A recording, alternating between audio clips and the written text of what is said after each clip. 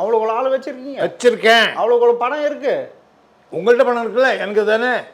நான் பிஜேபிக்கு வச்சு ஒர்க் பண்ண போகிறேன், பிஜேபிக்காரன் தர போகிறோம், ஏடிஎம்காரன் தர போகிறோம். அவங்கள வச்சு தான் நான் செய்ய போகிறேன். எனக்கிட்ட பணம் கிடையாது.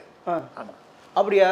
ஆமாம். இப்போ வந்து பாஜக எச் ராஜா வந்து உங்களை பார்த்துருக்காரு.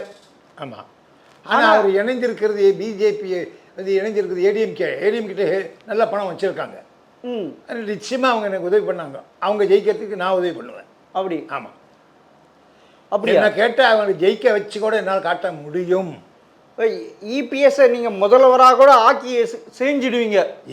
ஜெயிக்க வச்சு ஆக்கிடுவேன். உங்களை வந்து பார்த்து முடியும் முடியும் முடியும் முடியும்.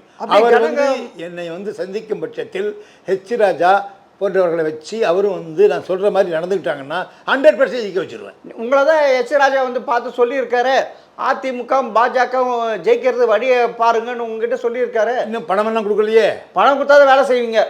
ஏங்க